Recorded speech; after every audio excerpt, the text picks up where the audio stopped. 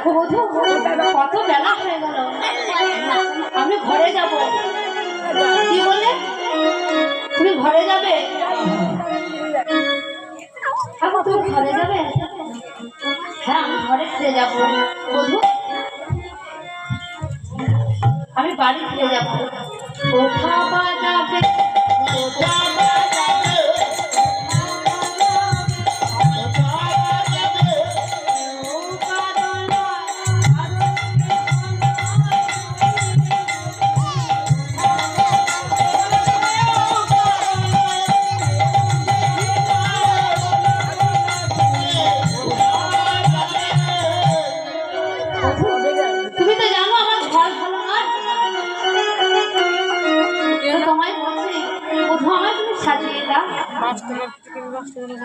আমার ঘরে যাবো, তুমি আমার বিদায় দাও। কি বললে? তোমাকে বিদায় দেবো? এর মন কি চায়?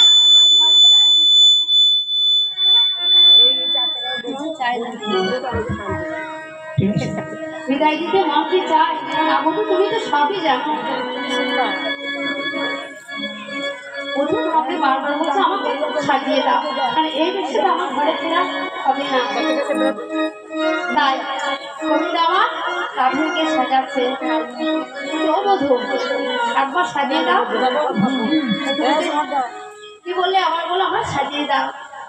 ঘরে ফেরা সময় হলো, যাব ঘরে ফিরে,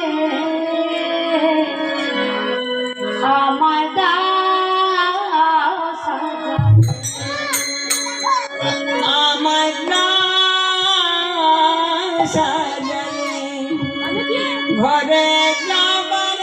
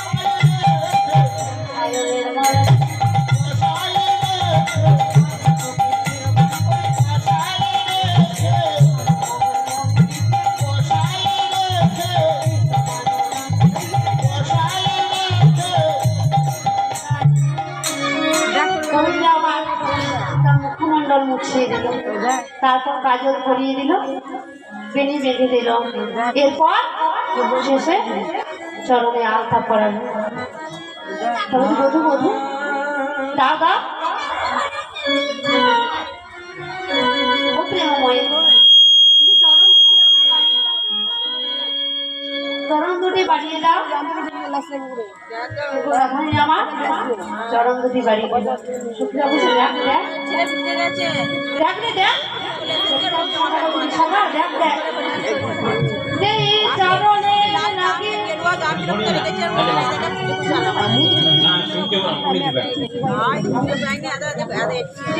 চরণে যোগী ঋষি যুগ যুগ ধরে তপস্যা করে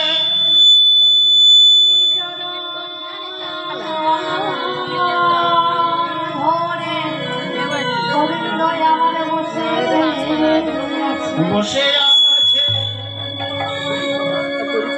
বলছে দেখ ললিতা বিশাখাকে বলছে আমার বিশাখা ললিতাকে বলছে দেখ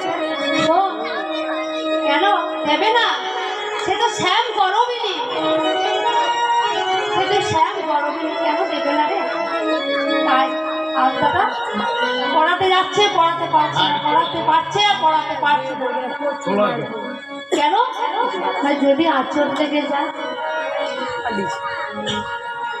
ও তাই গোবিন্দ আমার কি করলো না ভূমি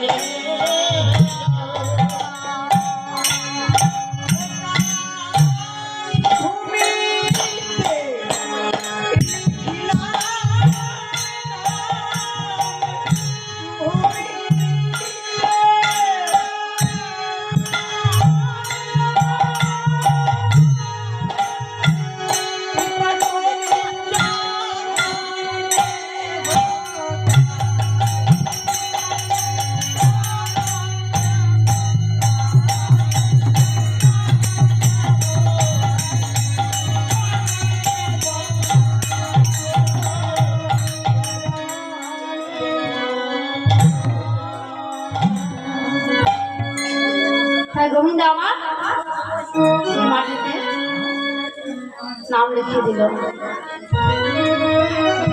সখীরাও ভাবছে আমাদের যুগল এই যুগল ছাড়া তো আমাদেরকে থাকতে পারবো আমরা কি থাকতে পারবো যুগল ছাড়া বাবা তারাও তো রাধা গোবিন্দের ভক্ত ভক্ত বাবা প্রধান দিতে গেলে ভক্ত সুরদাস ভক্ত মীরাবাই তারা মীরাবাই যে ভক্ত ছিল সে নিজের জন্য কোনোদিন কিছু চায়নি তবে যে গোবিন্দ তুমি যা করো বলে আর সে গোবিন্দকে পেয়েছিল পাওয়ার পর মীরাবাই উপলব্ধি করতে পেরেছিল যে কৃষ্ণ ধনের মতো ধন ধনের মতো ধন আর এই জগতে কিচ্ছু নেই মীরাবাই গাইছে पाओ जी मैंने राम रतना